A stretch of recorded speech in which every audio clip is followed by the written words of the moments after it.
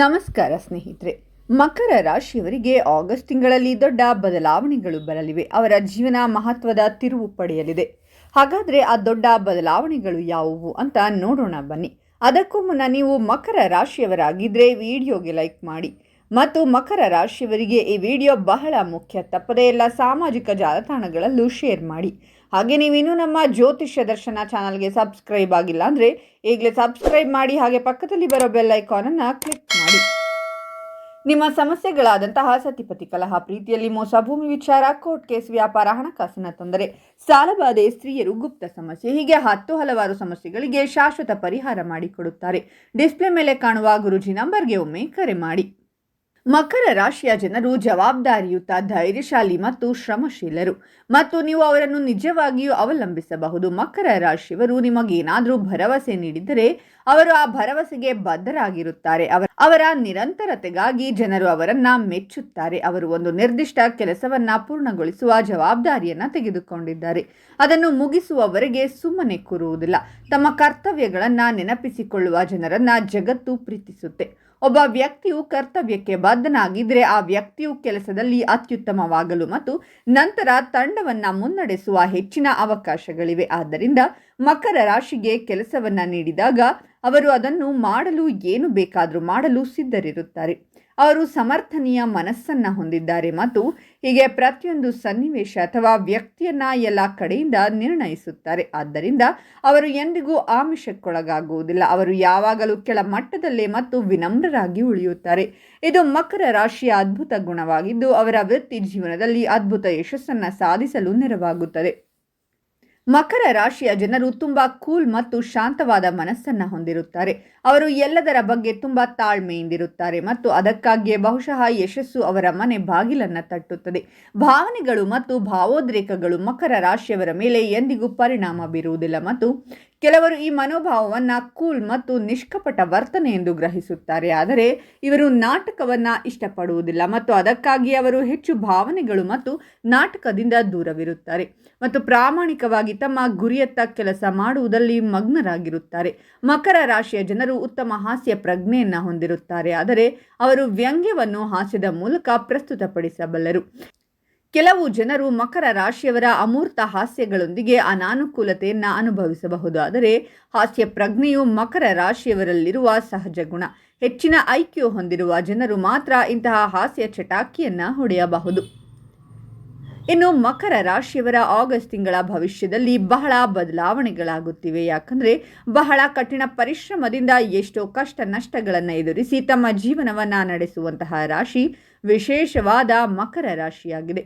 ಮಕರ ರಾಶಿಯವರಿಗೆ ಶನೀಶ್ವರ ಸ್ವಾಮಿಯ ದೃಷ್ಟಿ ಯಾವಾಗಲೂ ಇರುತ್ತೆ. ಯಾಕಂದರೆ ಅದು ಶನಿಯ ಆಧಿಪತ್ಯವನ್ನು ಹೊಂದಿರುವಂತಹ ರಾಶಿ. ಆದ್ದರಿಂದ ಮಕರ ರಾಶಿಯವರ ನಡೆ, ನುಡಿ ಎಲ್ಲದರಲ್ಲೂ ಕೂಡ ಒಂದು ನಿಸ್ವಾರ್ಥ ಭಾವವಿರುತ್ತೆ. ಅದಕ್ಕೆ ಮೂಲ ಕಾರಣ ಶನೀಶ್ವರ ಸ್ವಾಮಿ. ಹಾಗೆ 7.5 ಮುಕ್ತಾಯ ಈ ವರ್ಷ ಆದರೂ ಕೂಡ ಜೀವನದಲ್ಲಿ ಏನು ಕೂಡ ಬದಲಾವಣೆ ಆಗ್ತಾ ಇರಲ್ಲ. ಯಾಕೆ ಈ ರೀತಿ ನಡೀತಾ ಇದೆ? ಶನೀಶ್ವರನ ಕಾಟ ಮುಗಿದು ಹೋಯಿತು. ಆದರೂ ಕೂಡ ನಮ್ಮ ಜೀವನದಲ್ಲಿ ಇನ್ನೂ ಅಭಿವೃದ್ಧಿಯಾಗಲು ಆಗ್ತಾ ಇಲ್ಲ. ಯಾಕಾಗಿ ಈ ರೀತಿ ಅಂತ ಬಹಳ ಜನರ ಮನಸ್ಸಲ್ಲಿ ಪ್ರಶ್ನೆ ಉದ್ಭವವಾಗಿರುತ್ತೆ. ಎಲ್ಲದಕ್ಕೂ ಮೂಲ ಕಾರಣ ಏನು ಅಂದರೆ ಮೊದಲು ನಿಮ್ಮ ಜಾತಕವನ್ನು ಪರಿಶೀಲನೆ ಮಾಡಿಸಿಕೊಳ್ಳಬೇಕು. ಯಾಕಂದರೆ ಕೆಲವೊಬ್ಬರ ಜೀವನದಲ್ಲಿ ಯಾವುದೇ ರಾಜಯೋಗ ಇಲ್ಲ ಅಂದರೂ ಕೂಡ ದಿನದಿಂದ ದಿನಕ್ಕೆ ಅಭಿವೃದ್ಧಿ ಆಗ್ತಾ ಇರ್ತಾರೆ. ಇನ್ನು ಕೆಲವರು ರಾಜಯೋಗ, ಗಜಕೇಸರಿ ಯೋಗ ಎಲ್ಲ ಯೋಗಗಳು ಅವರ ಜಾತಕದಲ್ಲಿದ್ದರೂ ಕೂಡ ಯಾವುದೇ ರೀತಿಯ ಅಭಿವೃದ್ಧಿ ಆಗಲು ಆಗ್ತಾ ಇರುವುದಿಲ್ಲ. ಮೂಲ ಕಾರಣ ನಾನು ಯಾವ ದಾರಿಯಲ್ಲಿ ಹೋಗಬೇಕು, ಯಾವ ಕೆಲಸ ಮಾಡಬೇಕು, ನಿಮಗೆ ಯಾವ ಕೆಲಸ ಆಗಿ ಬರುತ್ತೆ, ವ್ಯವಹಾರ ಯಾವುದು ಮಾಡಬಹುದು, ಈ ಪ್ರಶ್ನೆಗೆ ಉತ್ತರವೇ ಇಲ್ಲದಂತೆ ಏನೇನು ಮಾಡ್ತಾ ಇರ್ತಾರೆ. ಹಾಗಾಗಿ ಯಶಸ್ಸು ಪಡೆಯುವುದಕ್ಕೆ ಬಹಳ ಕಷ್ಟವಾಗುತ್ತೆ. ವಿಶೇಷವಾಗಿ ಯಶಸ್ಸು ಪಡೆಯಬೇಕು ಅಂದರೆ ನಿಮ್ಮ ಜಾತಕವನ್ನು ಸರಿಯಾಗಿ ಬಳಸಿಕೊಂಡ್ರೆ ಮಾತ್ರ ಯಶಸ್ಸು ಪಡೆಯಲು ಸಾಧ್ಯ. ಹಾಗೆ ಆಗಸ್ಟ್ ತಿಂಗಳಲ್ಲಿ ವ್ಯಾವಹಾರಿಕವಾಗಿ ಒಂದಷ್ಟು ಲಾಭವಾಗುತ್ತೆ. ಹಾಗೆ ಮಕರ ರಾಶಿಯವರು ಈ ತಿಂಗಳು ಒಂದಷ್ಟು ಐಷಾರಾಮಿ ವಸ್ತುಗಳನ್ನು ಆಗಸ್ಟ್ ಮಾಸದಲ್ಲಿ ಖರೀದಿ ಮಾಡುವಂತಹ ಯೋಗಗಳು ನಿಮ್ಮನ್ನು ಹುಡುಕಿಕೊಂಡು ಬರುತ್ತೆ. ಹಾಗೆ ಇಂಪೋರ್ಟ್ ಎಕ್ಸ್ಪೋರ್ಟ್ ಬಿಸ್ನೆಸ್ ಅನ್ನು ಮಾಡುತ್ತಾ ಇರುವಂತಹವರು, ಅಂದರೆ ವಿದೇಶದ ಜೊತೆ ನಂಟು ಇರುವಂತಹವರು, ನೀವು IT ಕಂಪನಿಯಲ್ಲಿ ಕೆಲಸ ಮಾಡುವಂತಹವರಾಗಿರಬಹುದು. ನಿಮಗೆಲ್ಲರಿಗೂ ಕೂಡ ಈ ತಿಂಗಳಲ್ಲಿ ಬಹುತೇಕ ಲಾಭವಾಗುವಂತಹ ಸಂಭವವಿದೆ. ಮಕರ ರಾಶಿಯವರು ಯಾರಾದರೂ ಸಮಾಜ ಸೇವೆಯನ್ನ ಮಾಡುವಂತಹವರಿದ್ದರೆ ನಿಮ್ಮ ಮೇಲೆ ಅಪವಾದಗಳು ಬರುವಂತಹ ಸಾಧ್ಯತೆ ಇದೆ. ನೀವು ಒಳ್ಳೆಯದನ್ನೇ ಮಾಡಿರುತ್ತೀರಾ, ಆದರೆ ಜನರ ಕೆಟ್ಟ ದೃಷ್ಟಿ ನಿಮ್ಮ ಮೇಲೆ ಬಿದ್ದು ಅಥವಾ ಅವರ ಲಾಭಕ್ಕೆ ನೀವು ಅಡ್ಡವಾಗುತ್ತಿದ್ದೀರಾ ಅಂತ ಹೇಳಿ ನಿಮ್ಮ ಮೇಲೆ ಕೆಲವೊಂದು ಆರೋಪಗಳು ಬರುವಂತಹ ಸಂಭವಗಳು ಕೂಡ ಈ ತಿಂಗಳಲ್ಲಿ ಹೆಚ್ಚಾಗಿವೆ. ಕುಟುಂಬದ ಬಗ್ಗೆ ಹೆಚ್ಚಿನ ಕಾಳಜಿಯನ್ನು ವಹಿಸಬೇಕಾಗುತ್ತೆ. ಕುಟುಂಬದ ಬಗ್ಗೆ ಚಿಂತೆ ಅನ್ನುವಂಥದ್ದು ಕಾಡಬಹುದು, ಅಥವಾ ನಾನು ಇಷ್ಟು ಮನೆಯವರಿಗೆ ಮಾಡ್ತಾ ಇದ್ದೀನಿ ಆದರೆ ಅವರ ಕಡೆಯಿಂದ ಯಾವುದೇ ಪ್ರೀತಿ ಇಲ್ಲ ಅನ್ನುವಂತಹ ಚಿಂತೆಗಳು ಕಾಡುತ್ತವೆ. ಹಾಗೆ ಹೆಂಡತಿ ಆರೋಗ್ಯದಲ್ಲಿ ಸ್ವಲ್ಪ ಏರಿಳಿತಗಳನ್ನು ಈ ಮಾಸದಲ್ಲಿ ಎದುರಿಸಬೇಕಾಗುತ್ತದೆ. ಸ್ತ್ರೀಯರಿಗೆ ತೊಂದರೆ ಎನ್ನುವಂಥದ್ದನ್ನು ಹೇಳಬಹುದು.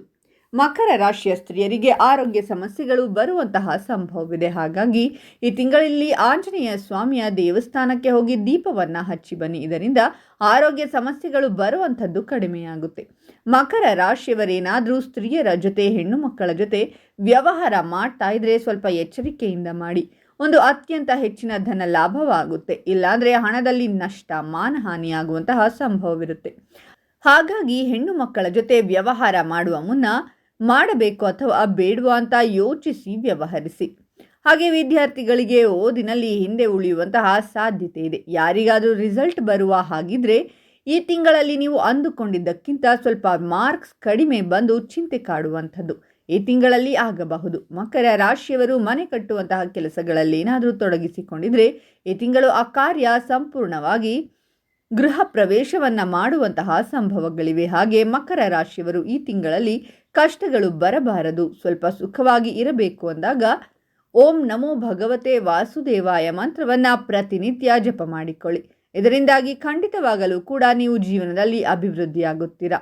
ಇನ್ನು ಬೆಳ್ಳಿ, ಬಂಗಾರ, ರೇಷ್ಮೆ ವ್ಯಾಪಾರಿಗಳಿಗೆ ಅಥವಾ ಶೇರ್ ಮಾರ್ಕೆಟ್ನಲ್ಲಿ ಹೂಡಿಕೆ ಮಾಡುವಂತಹವರಿಗೆ ಸ್ವಲ್ಪ ನಷ್ಟ ಆಗುವಂತಹ ಸಂಭವಗಳು ಕೂಡ ಇರುವಂಥದ್ದು. ಕಷ್ಟಪಟ್ಟು ದುಡಿಯುವಂಥವರಿಗೆ ಲಾಭದಾಯಕವಾಗಿರುತ್ತದೆ. ಈ ತಿಂಗಳಲ್ಲಿ ನವಗ್ರಹ ಪೀಡಾ ಪರಿಹಾರ ಸ್ತೋತ್ರವನ್ನು ಕೂಡ ಪಠಣೆ ಮಾಡಿಕೊಳ್ಳಿ. ನಿಮ್ಮ ಎಲ್ಲ ಸಮಸ್ಯೆಗಳಿಗೂ ಪರಿಹಾರವಾಗುತ್ತೆ ಮತ್ತು ಅಭಿವೃದ್ಧಿಯಾಗುತ್ತೆ. ಓಂ ಆಂಜನೇಯಾಯ ನಮಃ ಅಂತ ಕಾಮೆಂಟ್ ಮಾಡಿ. ಈ ಮಾಹಿತಿಯನ್ನು ಮಕರ ರಾಶಿಯವರಿಗೆ ತಪ್ಪದೇ ಶೇರ್ ಮಾಡಿ ಮತ್ತು ಅವರು ಕೂಡ ಕಷ್ಟಗಳಿಂದ ಹೊರಬರುವಂತಾಗಲಿ. ನಿಮಗೂ ಒಳಿತಾಗುತ್ತೆ. ಮಕರ ರಾಶಿಯವರ ಹೆಚ್ಚಿನ ವಿಡಿಯೋಗಳಿಗಾಗಿ ನಮ್ಮ ಚಾನಲನ್ನು ಸಬ್ಸ್ಕ್ರೈಬ್ ಮಾಡಿ.